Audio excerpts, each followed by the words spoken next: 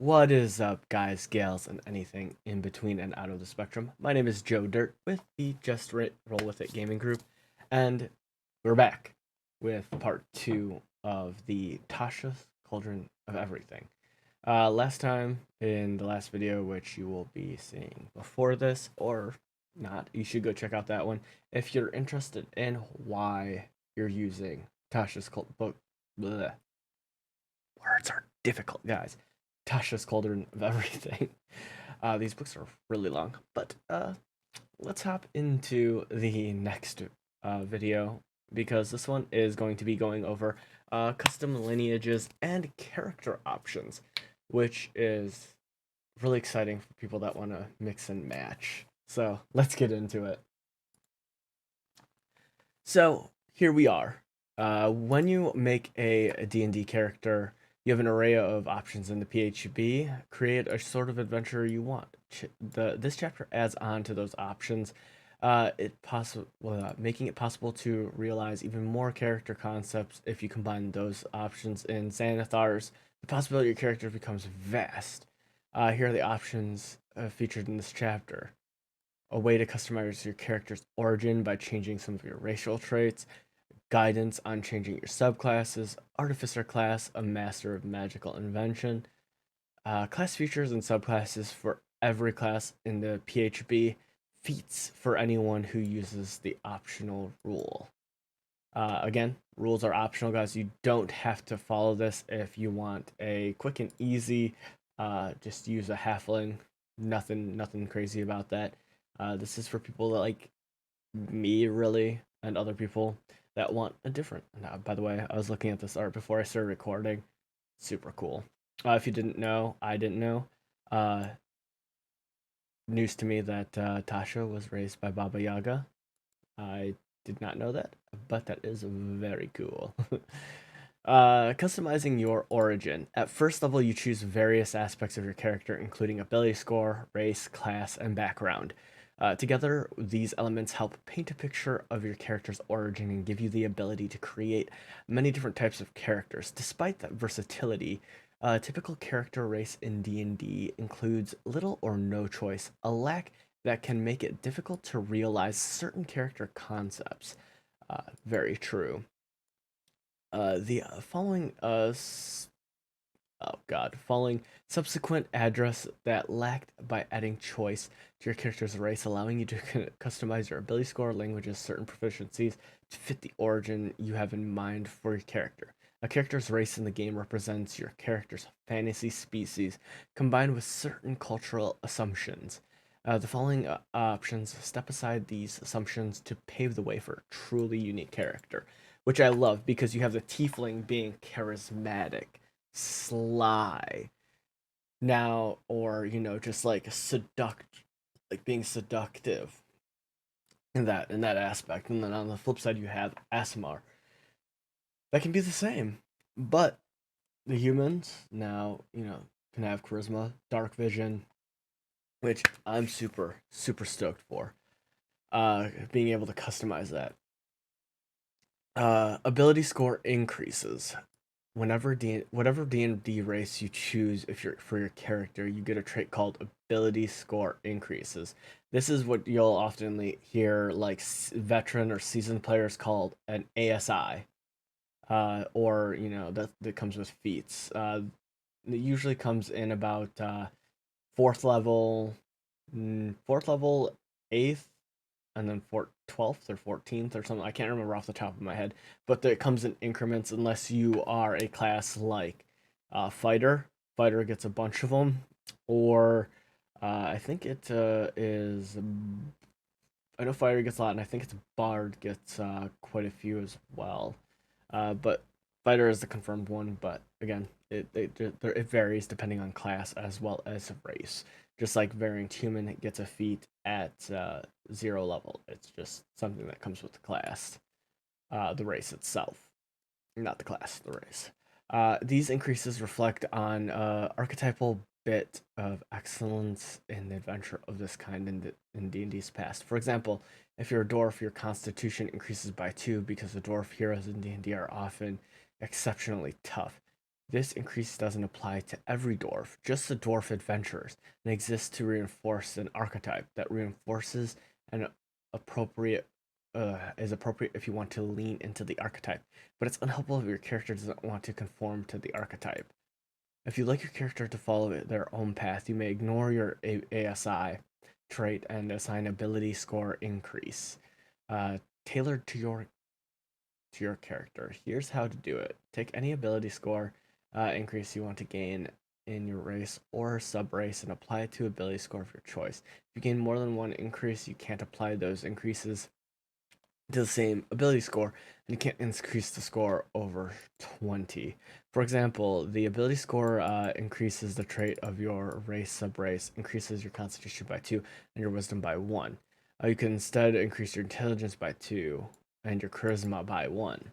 So it's explaining the ASI increments. You can, tailor that to not being, constitution based. Say you want to have a dwarf wizard, uh, and you don't want to take Constitution. You can take Intelligence, or you can, I do see a lot of dwarf like clerics, but like war clerics and paladins. But say a rogue, a dwarf rogue. I don't think I've ever seen a dwarf rogue, to be honest. But instead of Constitution, you might want to take Dex or Strength. You don't want to be say you don't want to be that tough, uh, tough. I'm hardy. I'm a drinker type of dwarf. Maybe you want to be sly, or you want to be uh, stabby. I've seen NPCs be dwarf rogues, but I've never seen a PC be a dwarf rogue.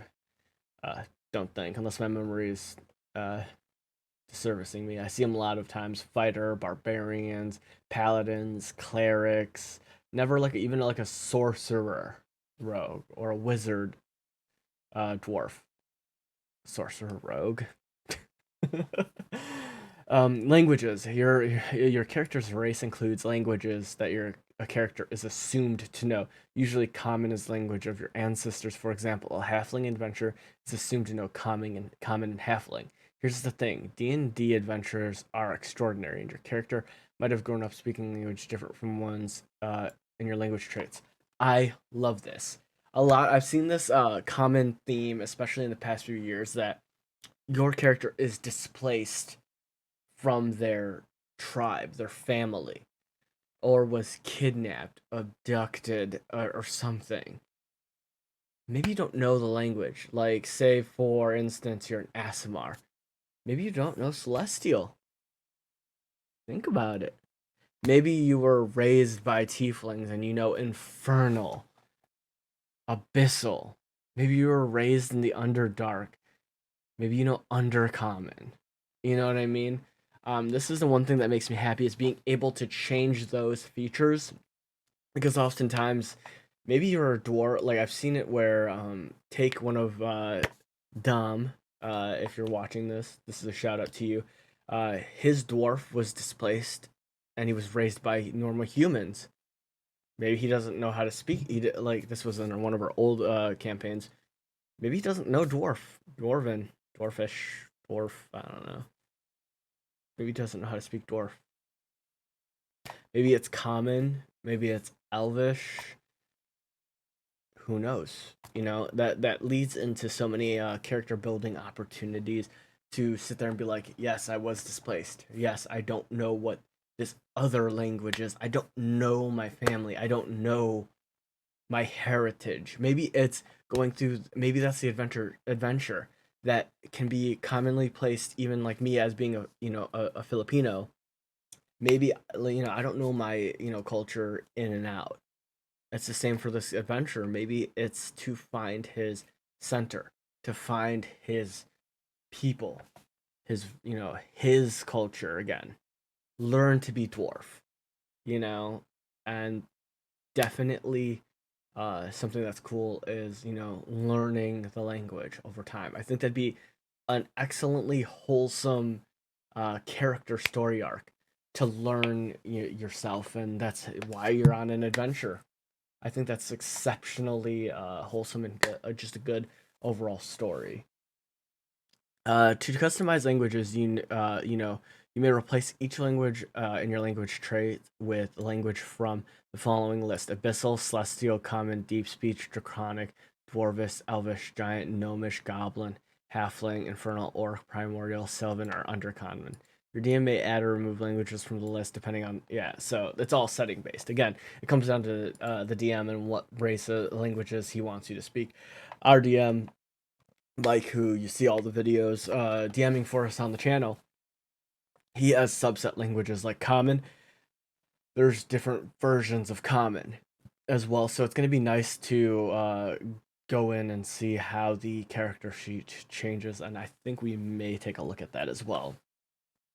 Your DMA, yeah, and then proficiencies. Some races and subclasses grant proficiencies. These proficiencies are usually cultural. Again, coming down to dwarfs, maybe you don't know how to make alcohol, or maybe you're not a smith. So again, and your character might not know have any connection with the culture in question, or may have pursued different training. You can replace each of those proficiencies with a different one of your choice, following the restrictions on proficiency swap table, which is this here. So you can go from skill to skill. So if it's a skill, or say with say you get the new halfling gets druidcraft, that's a skill. You can change it for swap it for equal measure. Armor, or you can trade it to a simple martial weapon or tool. Simple weapon, you can go simple weapon or tool. Martial weapon, simple weapon or tool.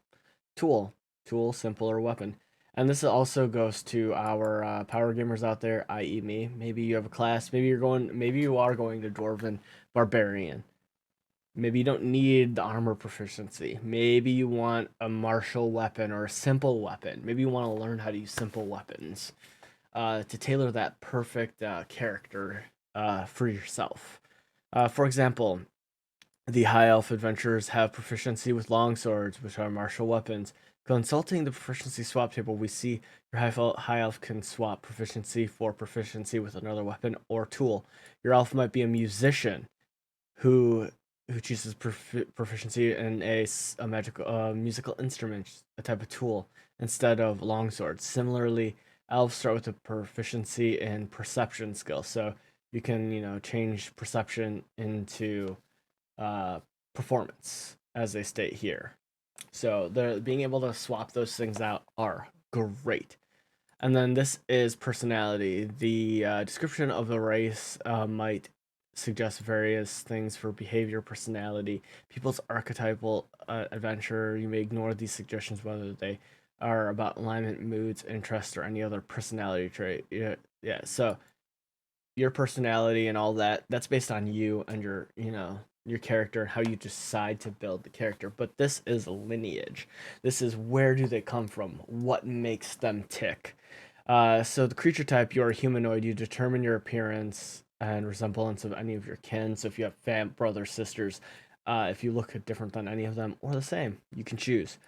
Size, you're medium, small or medium, your choice. So if you want to be a small human, you could, but it's your choice. You just have to fit the height description. So you'd have to be like a 3 foot tall human. Your base walking speed is 30 feet. ASI, one ability score of your choice increases by 2. So if you want to have a +2 to Dex, you can. So you get to choose that ASI you want.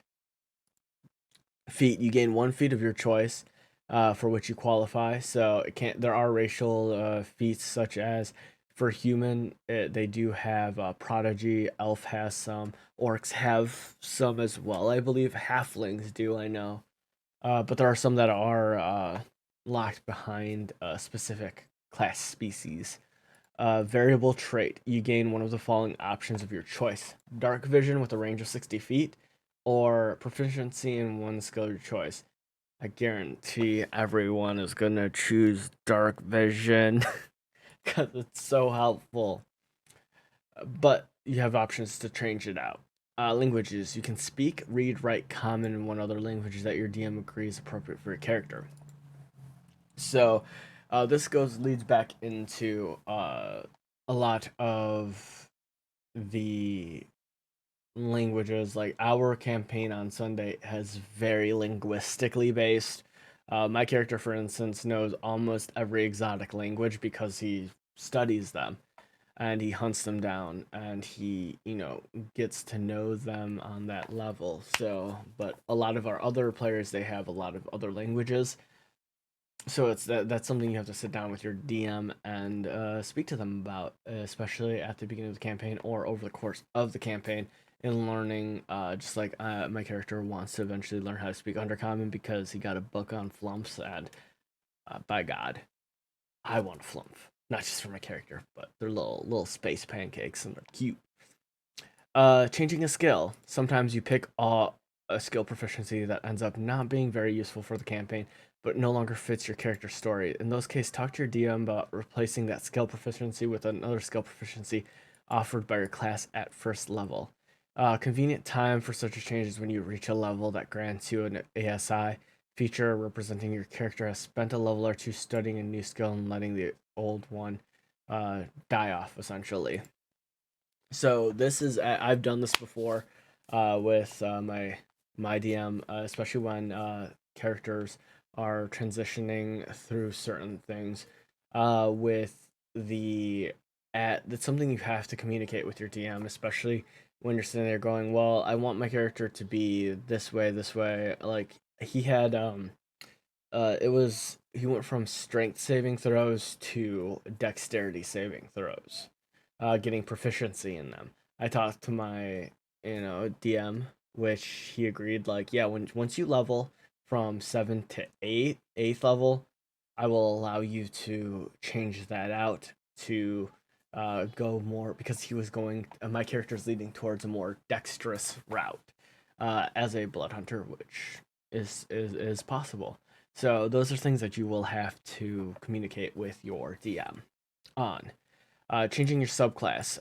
Each character class involves a choice of subclasses at first, second, or third level. A subclass represents an area of specialization that offers a different class feature as you level up. Features as you level up. With your DM's approval, you can change your subclass when you would normally gain a new subclass feature. If you decide to make this change, choose another subclass that belongs to your class and replace it with your old subclass features with features of the new subclass at the once at the lower levels. So say if you're going from 14 to 14 to 15 and you get subclass feature and you're just like, you know what? I don't want to I just my character is going a different route. Say, you're going from barbarian, storm barbarian to just straight, totem. All the rest of the subclass features would go to totem.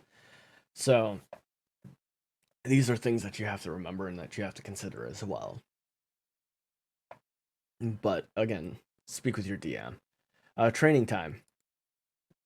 To change your subclass, your DM might require you to spend some time devoted to the transition as you study the ways of the new specialization. This transition requires a number of days equal to twice your new level in the class. A higher level represents more to learn. So, say you're going from, 14 to 15 and then, 15.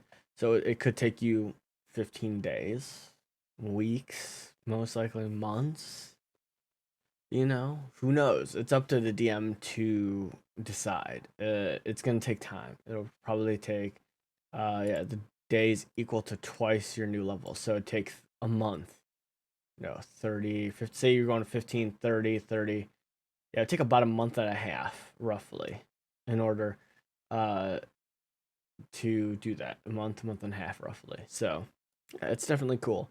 The NEO might also require expenditure of money to pay for training, magical reagents, other goods needed for the transition. The cost is usually 100 GP times your new level. So yeah, you're looking at 1,500 gold in order to transition.